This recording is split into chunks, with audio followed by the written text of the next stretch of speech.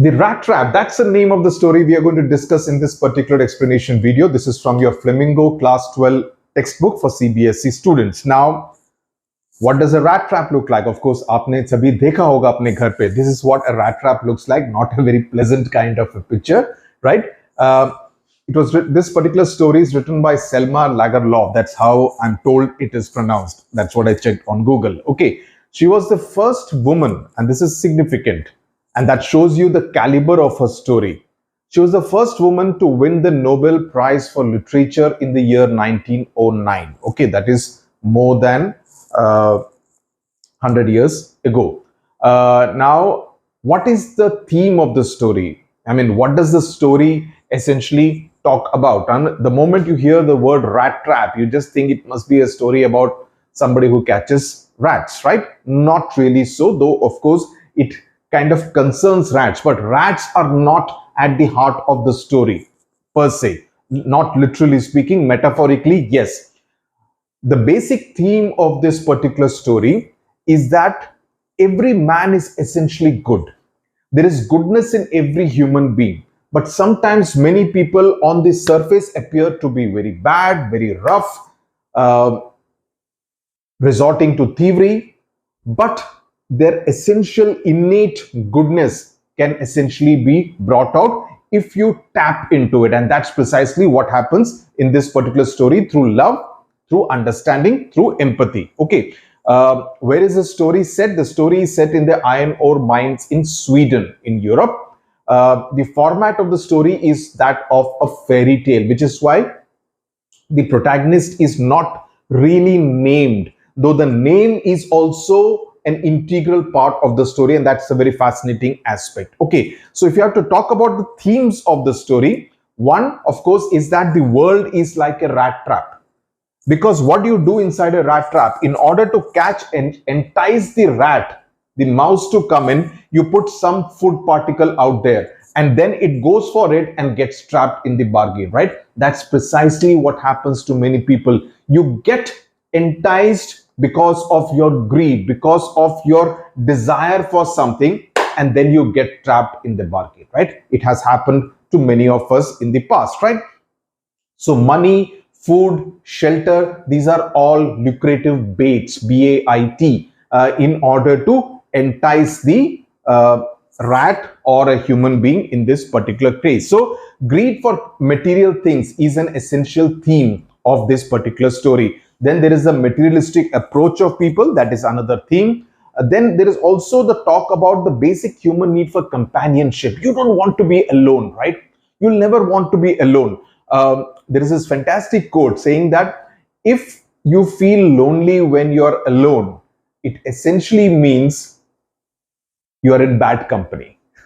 So the negative effects of loneliness and the desire for companionship, that's another interesting theme as far as this particular story is concerned.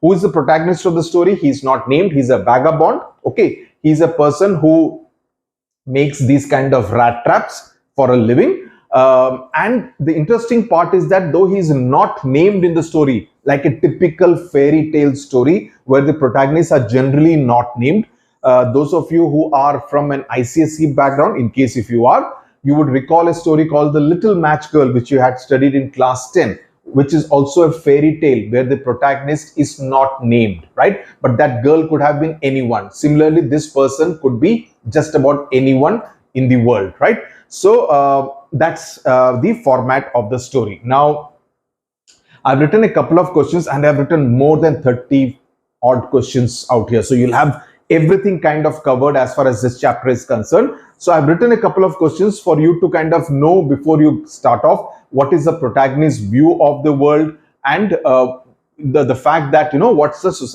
story's take on society, that the society is essentially about haves and have-nots. Jinke paas kuch hai, jinke paas kuch nahi hai. Okay, so it's essentially a story of the tussle between them, the interaction between them, right? So that is what it is, the story about. There are essentially four characters. One is the protagonist, then there is a guy called the crofter, then there is the Ironmaster, and then there is the Ironmaster's daughter. So essentially four main characters as far as the story is concerned, and we'll read about it. And as we go along. I don't like to tell the summary. Story एक कुंजी थोड़ी है. Story नहीं बताना. तो story we will discover it together, which always is more interesting. Okay, so please do read this particular paragraph before we get started with the story. Once upon a time, I hope the font is clear. You are able to see the font clearly. In any case, you will have the book. Once upon a time, and please see the video in 1.5x speed, always better. Okay, though I speak fast. Once upon a time, I don't want class 12 students to spend any time, which is why I'm so against this live classes, because live classes mein time zyada waste hota hai. Once upon a time, there was a man. Any doubts, ask me. Any small doubt, small, medium, big doubt, ask me in the chat box. Always there. Once upon a time, there was a man who went around selling small rat traps of wire. So he would make these rat traps, what I showed you. These are all made of wire. And these are the kind of rat traps that he would be selling. He made them himself at odd moments. He made them himself. It was odd moments means whenever he felt like, right? From the material he got by begging in the stores or at the big farm. So only when the material was available, which is right, whenever he felt like, whenever he could procure the raw material, only then he would make the rat traps. And what is the raw material? It's essentially those wires, the material. But even so, the business was not especially profitable. He was not like making big money from there. So he had to resort to both begging and petty thievery. Okay, he would steal, also beg, borrow, steal. That phrase is there, no? To keep the body and soul together. To keep the body and soul together is that essentially survive. Okay, essentially survive. Even so, his clothes were in rags. He wore tattered clothes. His cheeks were sunken. That is, he was weak because he wouldn't get enough to eat. So as a result of which, he had a very lean and a very, not a very healthy kind of an appearance. And hunger gleamed in his eyes. Hunger gleamed in his eyes is that, one, it conveys that the rat maker, the person who made the rat traps, was starving, right? Hunger gleamed in his eyes. There was, आंखों को देख के पता चलता था उसको भूख लगी है. That the man is hungry, you could make out from his eyes. And the other thing is that he has not eaten for many days. That could be another thing. And this was evident both on his face, the sunken cheeks, and his eyes. So you're getting a sense of what he looks like. Please mark all the physical description words and phrases so that you can use them in your answers as keywords. No one can imagine how sad and monotonous as in every day he did the same thing. Monday was not different from Tuesday, was not different from Wednesday. Life can appear to such a vagabond who plods along the road. Plods along the road is that he was so hungry and he was so tired that he walked along with very heavy steps. He didn't kind of have a very active kind of a gait. He didn't have a very active kind of a walk, but he kind of walked around very slowly. Left to his own meditations. Left to his own meditations means he was lost in his own thoughts. But one day this man had fallen into a line of thought which really seemed to him entertaining. One day, वो दिमाग में एक ख्याल आया, he thought of something which seemed very entertaining to himself. He was very amused by the line of thought that he had developed at that point in time. He had naturally been thinking of his rat traps when suddenly he was struck by the idea. He was thinking of his rat traps because that's what he would do on a daily basis, or at least whenever the material was available. He thought about the world about him, the whole world with its land and seas, its cities and villages. So he was thinking about the entire geography of the world, right? With the lands and the seas, the cities and the villages. Okay, urban area, rural area, land mass and the water mass was nothing but a big rat trap. So he thought of the world itself like a big rat trap. Why? It had never existed for any other purpose than to set baits for people. That's what he believed. That what the world was to set a bait. Lalach dena, to entice people to come and get trapped. Okay. It offered riches and joys, the world, shelter and food, heat and clothing, exactly as a heat, because it would be a cold country. So you need to keep yourself warm, which is why he's saying heat. You wouldn't say that in a country like India. Exactly as the rat trap offered cheese and pork, and as soon as anyone let himself be tempted to touch the bait, it closed in on him, and then everything came to an end. So you understand the context that the world itself would offer all these riches, clothing, food, shelter, everything, and the moment you would get tempted, it would close in on him, and then you are trapped there forever. So he has thought of this particular theory, and he's feeling very amused by it. The world had, of course, never been kind to him, so it gave him unwanted joy to think ill of it in this way. So obviously, if you think of the world itself like a rat trap, it's not a very flattering kind of a metaphor, right? It doesn't show the world in a very flattering light. If you think that, of course, it essentially means that we are all mice, right? We are all rats, but who get trapped. That's why probably we also talk about the rat race, which I think is a very despicable kind of a term. It became a cherished pastime of his during many dreary ploddings. Dreary means boring, okay? Means very boring kind of days, boring moments. To think of people he knew who had let themselves be caught in the dangerous snare. Snare means trap, and of others who were still circling around the bait. The others who were kind of moving around, coming very close to getting trapped, okay? And others who had already got trapped during his boring ploddings, whenever he kind of walked with heavy steps in a very bored kind of manner. One dark evening, as he was trudging along the road, trudging again means, walking slowly. These are all different words of explaining the way he would kind of walk. You kind of get the impression of him being very bored with life, not having any great motive in life. Whenever he'll get the material, he'll make those rat traps. It wouldn't get him much money, so he'll have to either steal or beg. So that kind of a life he was leading. He caught sight of a little grey cottage by the roadside. So he kind of saw that there was a cottage,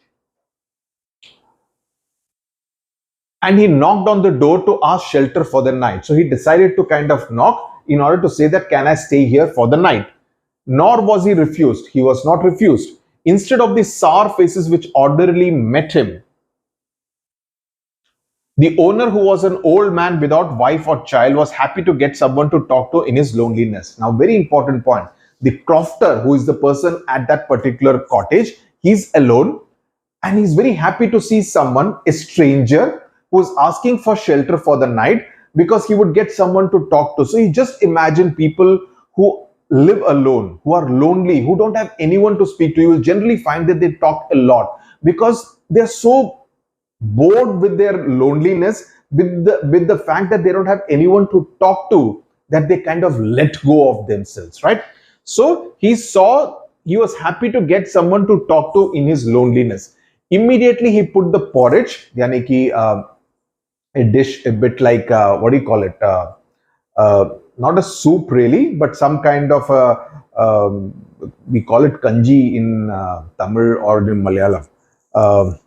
I'm certainly not remembering the Hindi word for it. Porridge pot on the fire and gave him supper. Then he carved off such a big slice from his tobacco roll to smoke that it was enough for both the stranger's pipe and his own. Finally, he got out an old pack of cards and played, I don't really know how it is pronounced, I didn't check it, with his guest until bedtime. It's a game of cards, right? So this is all he did in order to make the stranger comfortable. The old man was just as generous with his confidences as with his porridge and tobacco. So he was a generous man. But one confidence, why was he confident? That he didn't think that, this man is going to do any harm to him. So he was very confident and he was very happy to see him. And he was also very generous with the porridge that he had made, also with the tobacco. The guest was informed at once that in his days of prosperity, his host had been a crofter at Ramjo Ironworks and had worked on the land. That's what his job was. A crofter is someone who works on a rented farm. Okay, that's the meaning.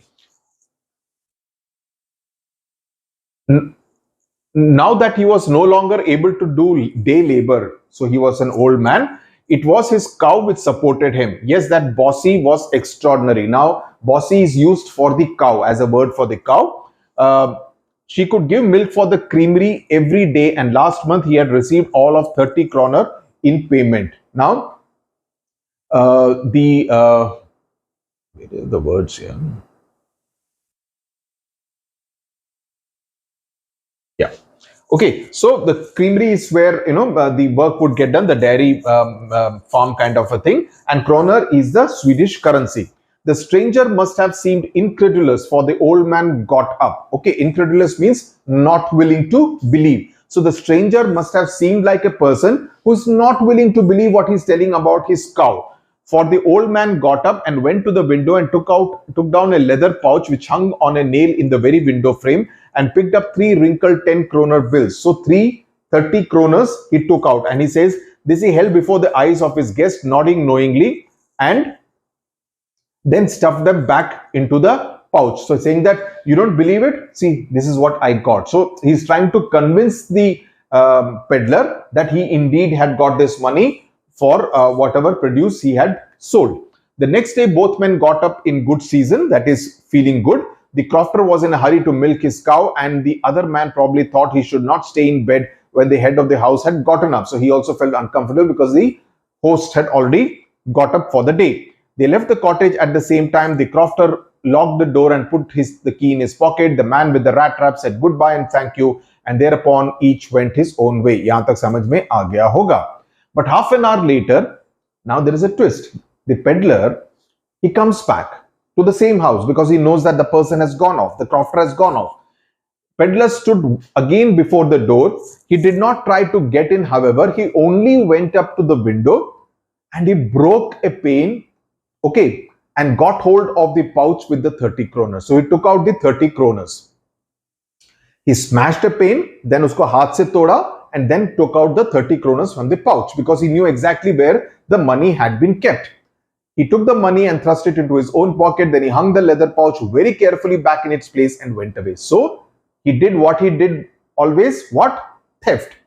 As he walked along with the money in his pocket, he felt quite pleased with his smartness. He thought, now you see the moral degradation. Please make a note of it. You see the moral degradation that he's at that time, if you have stolen something, what would be your normal emotions be? Think about it. You would probably feel scared that somebody may catch you, somebody may come to know of you, somebody may accuse you of theft, right? Or you would feel very nervous, right? In this case, he's actually feeling proud of his smartness. So it is a thief who has been doing this over a long period of time, who actually thinks it's an accomplishment. So what does it show? As a character, there is moral depravity. That is, there is moral depravity in the sense that, these things which normally wouldn't be seen as good habits, he's actually feeling very good about it. So he's morally depraved.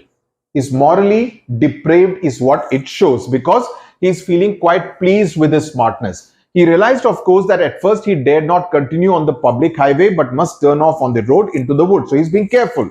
During the first hours, this caused him no difficulty. Now you see the change which happens. Okay. Later in the day, it's like karma. During the first hour, this caused him no difficulty. Later in the day, it became worse, for it was a big and confusing forest which he had gotten into. So what I had told you as the themes, he has got tempted by the sight of the 30 kroner in the night. So he decides to steal. So what is he? He's a rat who has been tempted by the 30 kroner and he has got trapped. What has he got trapped in? He has got trapped in this confusing forest, which is like the rat trap, right? And he's not able to get out of it. He tried to be sure to walk in a definite direction, but the paths twisted back and forth so strangely. So there was no escape. He had got trapped inside the forest. The forest is the peddler's rat trap. You understand? So you basically think of it at two levels. One is a rat, which I've explained to you, and this guy who has got caught in the rat trap like forest.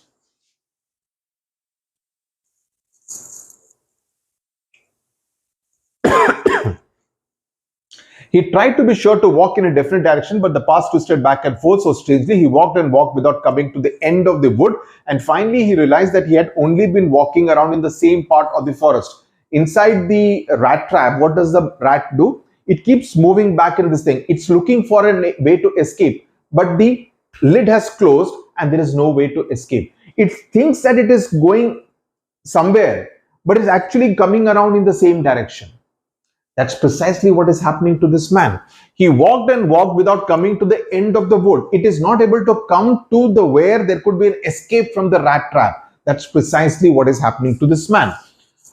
All at once, he recalled his thoughts about the world and the rat trap. Now his own turn had come. What he had thought about, he also thought about it. मैं वही सोचता था, the world is a rat trap, and now he realizes that he himself has been trapped in that particular rat trap. Now his own turn had come. He had let himself be fooled by a bait and had been caught. Right? Now he realizes the mistake he had made. The whole forest with its trunks and branches, its thickets and fallen logs closed in upon him like an impenetrable prison from which he could never escape. These lines are important. Please mark it with the pencil. You could use it in your answers. These were his feelings when he got into the forest. If he had not stolen, probably he would walk on the main highway. Dar kiska hai? He has not stolen anything, but he wants to be safe. So he got into this place and as a result got trapped inside the forest from which he is not able to come out. I hope it's clear till here. It was late in December. Darkness was already descending over the forest. Okay, so it's a month of December. So it is cold. Okay. This increased the danger and increased also his gloom and despair. So he's feeling a little, despondent. He's feeling a little sad. Finally, he saw no way out and he sank down on the ground. He bad gaya, tired to death, thinking that his last moment had come. Okay, because he felt trapped. But just as he laid his head on the ground, so he's mentally feeling fatigued. But just as he laid his head on the ground, he heard a sound, a hard, regular thumping, thug, thug, thug, that kind of a sound. There was no doubt as to what that was. He raised himself. Those are the hammer strokes from an iron mill. So he understood where the sounds were coming from. He thought there must be people nearby. He summoned all his strength, got up and staggered in the direction of the sound. So he tried to catch the sound, and staggered means, kind of irregular kind of steps. Why? Because he's extremely exhausted. He has not eaten. As it is, he's not a healthy man, but he has eaten something, some porridge last night, but he's still feeling tired because he has been walking all through the forest. The Ramzo ironworks, which are now closed down, were not so long ago a large plant with smelter, rolling mill and forge. Forge is a shop where metal is heated. Okay, these are all technical terms associated with the iron industry. So forge is a shop where metal is heated, and smelter is where iron ore is heated. Okay, smelter and forge. Just remember that. In the summertime, long lines of heavily loaded barges and scows, these are all technical terms, slid down the canal which led to a large inland lake, and in the winter time the roads near the mill were black from all the coal dust which sifted down from the big charcoal crate. So this is a description of how the place essentially looks. During one of the long dark evenings just before Christmas, the master smith and his helper sat in the dark forge near the furnace waiting for the pig iron, okay, kind of iron, which had been put in the fire to be ready to be put on the anvil. Every now and then one of them got up to stir the glowing mass with the long iron bar. So basically explaining the process of smelting in that particular factory, on how the iron was, you would pick up the iron, put it where it would be heated and made orange, and then it would be kind of smashed, right? Then there will be some process of cooling in order to provide strength to the iron which was being made out there. Every now and then one of them got up to stir. Stir means to move the glowing mass, the fire which is there at very high temperatures, with a long iron bar, returning in a few moments dripping with perspiration, because the whole area would be so hot. So obviously he's sweating. Though, as was the custom, he wore nothing but a long shirt and a pair of wooden shoes. So that was what the people would wear at that particular factory. All the time there were many sounds to be heard in the forge. The big bellows groaned and the burning coal cracked.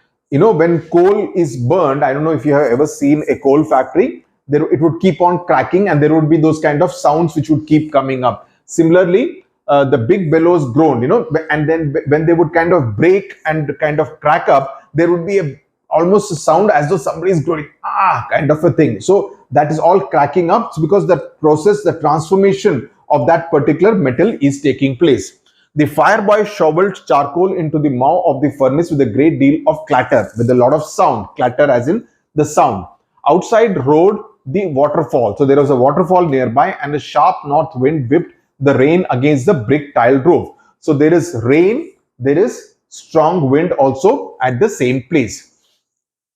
It was probably on account of all this noise that the blacksmith did not notice that a man had opened the gate and entered the forge, that is the peddler, until he stood close up to the furnace. Why? Because it is cold outside, so he wants the heat of the furnace. Surely it was nothing unusual for poor vagabonds without any better shelter for the night to be attracted to the forge by the glow of night which escaped through the sooty pane. Sooty means pura kala kala jo hota tha, because coal is being burnt, right? So it was usual for vagabonds. Vagabonds means anybody who does not have any shelter, who keeps moving from one place to another in search for food, work, or shelter, right?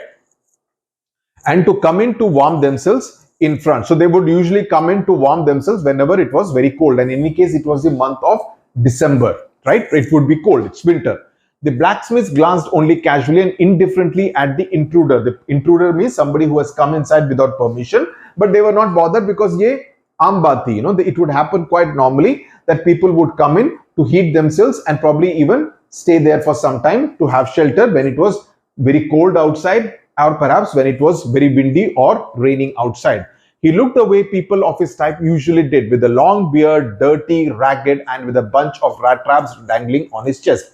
This is important. This is what he looked like. Earlier, we know about his sunken cheeks, the hunger gleaming in his eyes. These lines are also important. He had a long beard. He was dirty. He was ragged. His clothes were not good. And he had a bunch of rat traps, which he would sell.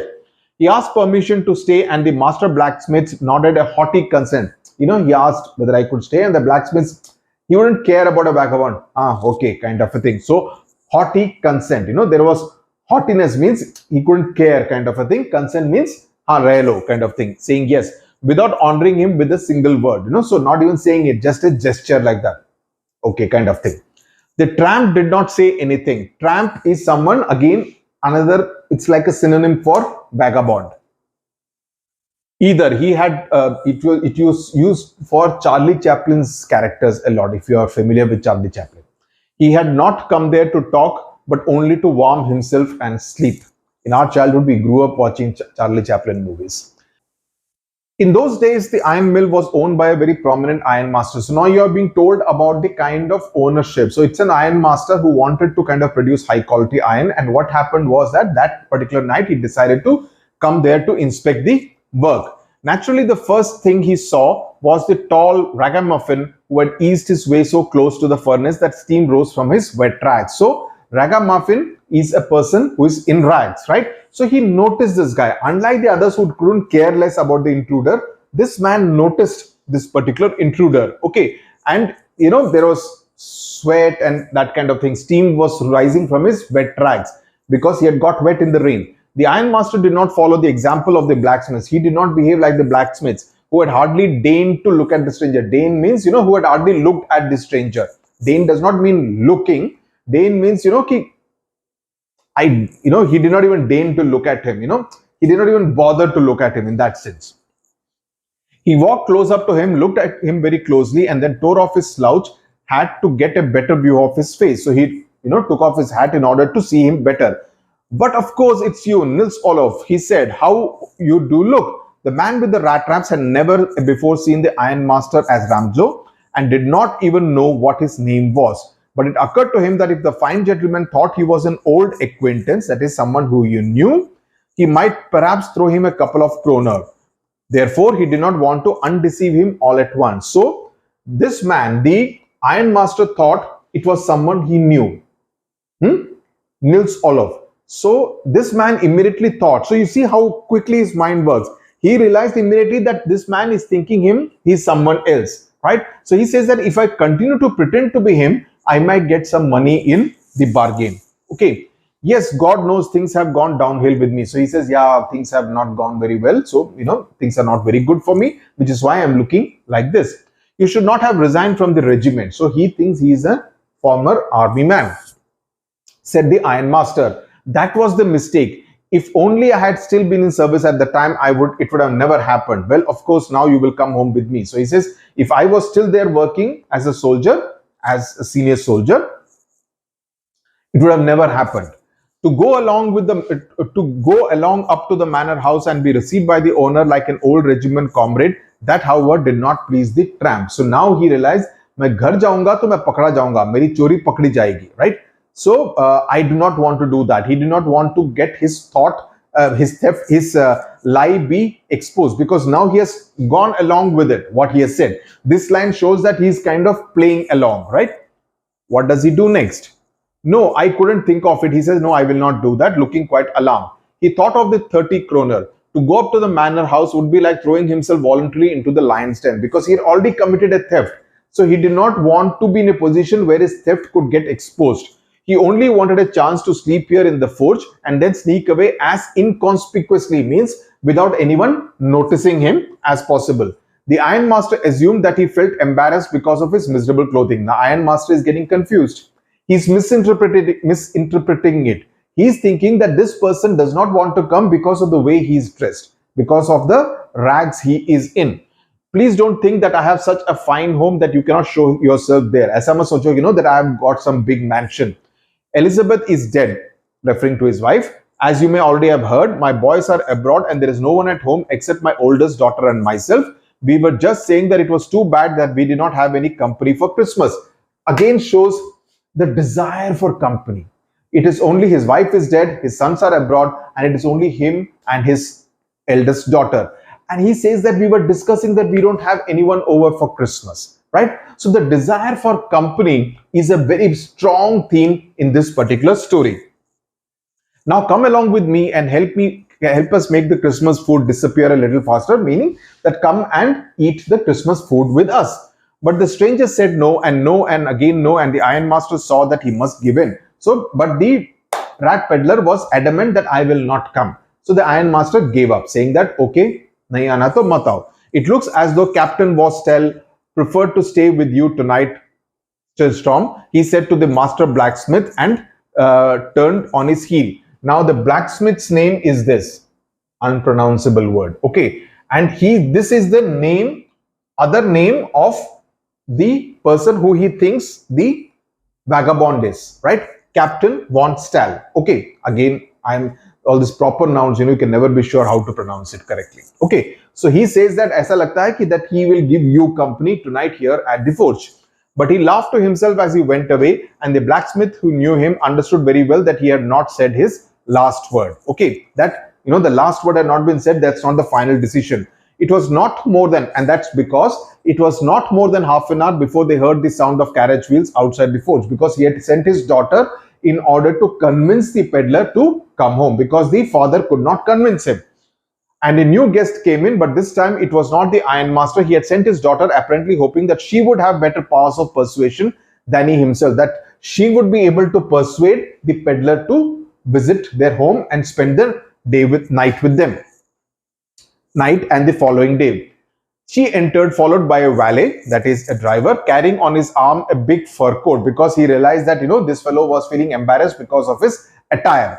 She was not at all pretty, but seemed modest and quite shy. In the forge, everything was just it had been earlier in the evening. The master blacksmith and his apprentice means someone, an intern kind of person, a junior kind of a person, still sat on their bench, and iron and charcoal still glowed in the furnace. The stranger had stretched himself on the floor and lay with a piece of pig iron under his head and his hat pulled down over his eyes. So he was kind of trying to sleep. As soon as the young girl caught sight of him, she went up and lifted his hat. The man was evidently used to sleeping with one eye open. He jumped up abruptly and seemed to be quite frightened, because he had seen this girl coming in and he was kind of taken aback. My name is Edla Wilmanson, said the young girl. My father came home and said you wanted to sleep here in the forge tonight, and then I asked permission to come and bring you home to us. I'm so sorry, Captain, that you are having such a hard time. So she explained why she had been sent by her father. She looked at him compassionately with her heavy eyes, and then she noticed that the man was afraid. Either he has stolen something, or else he has escaped from jail. She thought. So she thought of the two possibilities that could have happened, because of which he is looking extremely scared, right? Uh, you may be sure, Captain, that you will be allowed. So she has been introduced, he has been introduced as Captain by her father. So which is why she's referring to him directly as Captain, that you will be allowed to leave us just as freely as you came. Only please stay with us over Christmas Eve. So the next day is the 24th of December. So the first day is the 23rd of December when this story is set.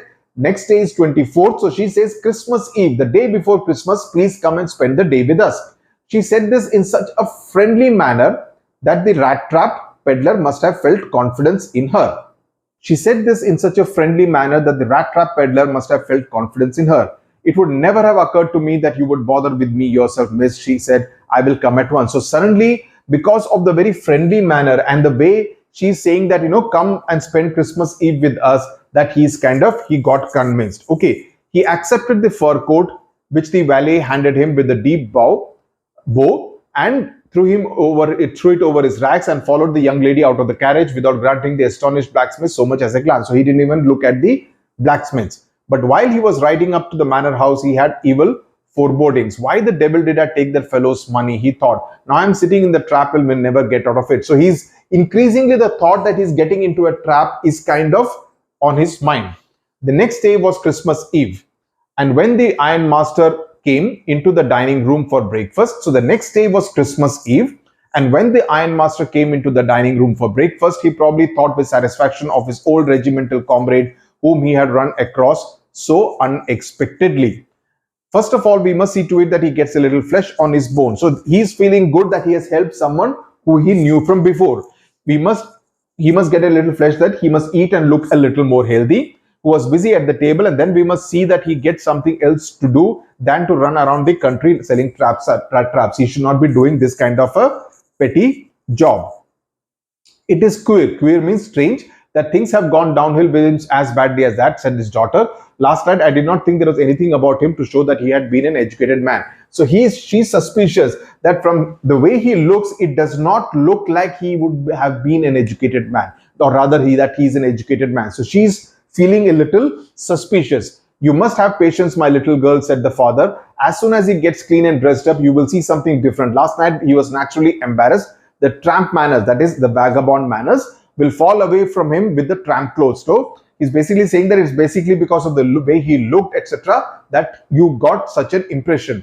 Just as he said this, the door opened and the stranger entered. Yes, now he was truly clean. He had taken a shower and well dressed. The valet had bathed him, cut his hair, and shaved him. Moreover, he was dressed in a good-looking suit of clothes which belonged to the Ironmaster. He wore a white shirt and a starched collar and whole shoes. So his whole look had completely changed after the shower and because of his new clothes and the shave. But although his guest was now so well groomed, the Ironmaster did not seem pleased. And why is that? He looked at him with puckered brow, that is, his eyebrows conveyed displeasure. And it was easy to understand that when he had seen the strange fellow in the uncertain reflection from the furnace, he might have made a mistake. So now he realizes that in that, not very well lit kind of furnace, he had made a mistake with identifying this particular tramp. But that now, when he stood there in broad daylight, it was impossible to mistake him for an old acquaintance. So he realized that it was impossible to mistake him. He realized that he had made a mistake earlier, thinking he was a friend. But now he realized that no, this man is not the same person. What does this mean? He thundered. The stranger made no attempt to dissimulate. Dissimulate is to conceal or to disguise. He saw at once the splendor had come to an end. Splendor means, wearing good clothes, looking clean, maybe getting to eat good food, everything. It is not my fault, sir. I never pretended to be anything but a poor trader, and I pleaded and begged to be allowed to stay in the forge, but no harm has been done. At worst, I can put on my rags again and go away. So he says that maine nahi kaha tha. I only wanted shelter. I begged and pleaded that I want only that, but nobody listened to it. I can wear my rags and go away. Well, said the Ironmaster, hesitating a little, it was not quite honest either. You must admit that I should not be surprised if the sheriff would like to have something to say in the matter. Sheriff as in the policeman. The tramp took a step forward and struck the table with his fist. So he kind of tried to assert himself.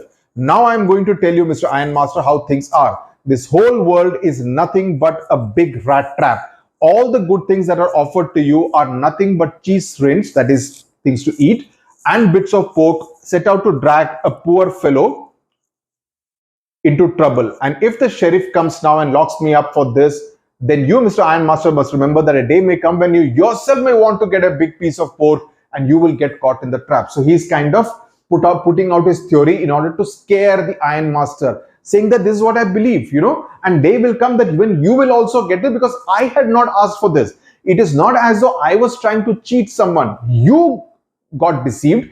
You kind of mistook me for someone. You got me here even though I did not want to. And now you are accusing me of trying to cheat you when I did not do anything of the sort. And he's right in a sense, right? The Ironmaster began to laugh. That was not so badly said, my good fellow. Perhaps we should let the sheriff alone on Christmas Eve. But now get out of here as fast as you can. But just as the man was opening the door, the daughter said, I think he ought to stay with us today. I don't want him to go. Okay, so the daughter said, no, let's not let him go. The daughter, what in the world are you doing? Said the father. The daughter stood there quite embarrassed and hardly knew what to answer. That morning, she had felt so happy when she thought of how home-like and Christmassy. That is, it looked like Christmas that you had some guest. She was going to make things for the poor, hungry, rich, because Christmas is also about, helping the poor and everything, right? So that whole feeling was kind of making her feel very happy.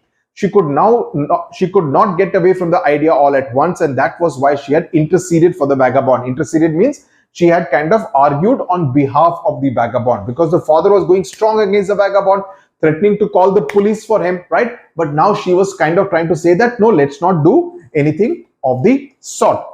I am thinking of this stranger here, said the young girl. He walks and walks the whole year long, and there's probably not a single place in the whole country where he's welcome and can feel at home, right? Wherever he turns, he's chased away. Everywhere he's not a desired kind of person. Everybody will say, chal put yahan se, kind of a thing, right? Ask him to get out. He's not made to feel welcome anywhere. Always he's afraid of being arrested and cross-examined. I should like him to have him enjoy a day of peace with us here, just one in the whole year. The Ironmaster mumbled something in his beard. He could not bring himself to oppose her. It was all a mistake, of course, she continued. But anyway, I don't think we ought to chase away a human being whom we have asked to come here, right? Because after all, they were the ones who insisted that he come there. The Ironmaster, and then he sent his daughter Edla in order to convince the peddler to come there. And to whom we have promised Christmas cheer. We have promised Christmas cheer to him, and now we cannot ask him to get out or turn him to the police.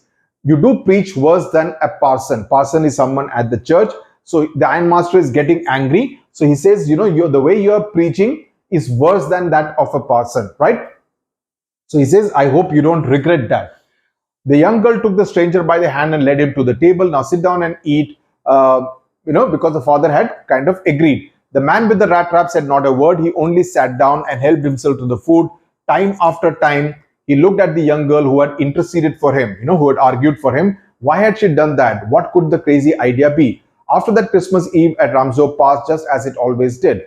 The stranger did not cause any trouble because he did nothing but sleep. That is, we are talking about the 24th of December, right? The whole forenoon he lay on the sofa in one of the guest rooms and slept at one stretch. At noon they woke him up so that he could have a share of good Christmas fare. But after that he slept again. It seemed as though for many years he had not been able to sleep as quietly and safely as here at Ramzo. So he kind of had a good time in the sense that he's just rested and slept. In the evening when the Christmas tree was lighted, they woke him up again and he stood for a while in the drawing room blinking as though the candlelight hurt him, right, for the prayers. But after that he disappeared again. 2 hours later he was aroused once more, that he's woken up once again. He then had to go to the dining room and eat the Christmas fish and porridge. As soon as they got up from the table, he went around to each one present and said thank you and good night. But when he came to the young girl, she gave him to understand that it was his father's intention that the suit he wore was to be a Christmas present. That is, the suit which he wore after he took bath was to be his Christmas present. He did not have to return it, and if he wanted to spend next Christmas Eve in a place where he could rest in peace and be sure that no evil would befall him. He would be welcome once again. So she's saying, not just this year, next year at Christmas Eve, if he wants to come and rest and feel welcome, he could come here once again. So she's being extremely generous because she thinks that the goodness that she's exhibiting would actually transform this peddler for good. The man with the rat traps did not answer anything to this. He only stared at the young girl in boundless amazement because he's thinking that I have not done anything good to this girl. I have not done anything good to her family. And yet she is being over nice to me, not just welcoming him now, but also saying that you are invited once again next Christmas. The next morning, the Ironmaster and his daughter got up in good season to go to the early Christmas service. So now we are talking of 25th of December. Their guest was still asleep and they did not disturb him. When at about 10 o'clock they drove back from the church, the young girl sat and hung her head even more dejectedly as usual because they have been told something while they were at the church. At church, she had learned that one of the old crofters, the first guy of the ironworks, had been robbed by a man who went around selling rat traps. So she immediately kind of connected that this man had gone to the crofter's house and stole the money from him.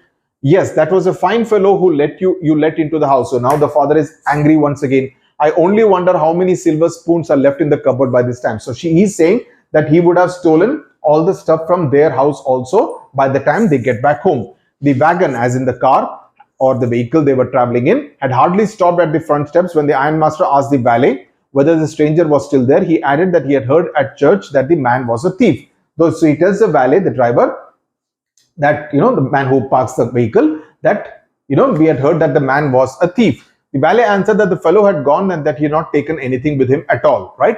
On the contrary, he had left behind a little package which Bill Manson was to be kind enough to accept as a Christmas present. So the man, the peddler, had left behind a Christmas present for the lady. The young girl opened the package, which was so badly done up that the contents came into view at once. So it had not been packed very well. So it shows that he's a little clumsy with his things. She gave a little cry of joy. She found a little rat trap and it lay 3 wrinkled 10 kroner notes which he had stolen from the crofter. But that was not all. In the rat trap lay also a letter written in large, jagged characters. So shows that he was literate, but obviously not educated in that sense.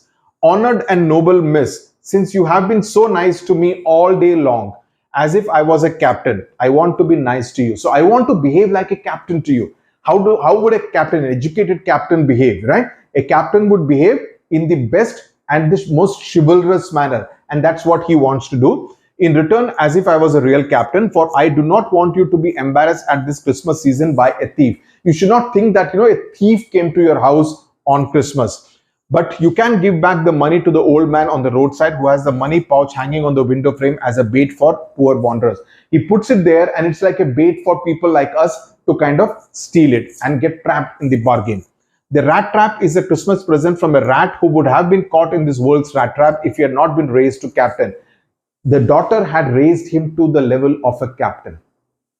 Okay, so he says that, I have been transformed this Christmas. So Christmas is a season for new beginnings. For this peddler, this was also the same case because he had been transformed from a vagabond, a tramp, a peddler to a captain, right? Because in that way he got power to clear himself. He kind of, became a better person, a good person in the bargain because of the power of goodness that Edla had shown to him. Written with friendship and high regard, Captain Wonsdale. So he gets a name for himself also in the bargain. He takes a name which they thought he was, but he became that character. He became the goodness of that captain. And that's what he's saying. Captain is also someone who leads by example. So in that sense, he has decided to lead himself on a path of goodness and good life. So that's what this story is. So it's a very, so if you get a thing, why did the peddler sign himself as Captain Wonsdale? Because that was the new name he acquired. Because it's not as though he's taking that name literally, in the sense that that is his passport to a better and a very different kind of life, because he wouldn't be this unnamed character. It's not as though, with that name he's going to cheat more people. No, it is symbolic of the transformation that has happened to the rat peddler because of the path of goodness that Edla has shown to him. So he decides that he is not going to be a thief on Christmas.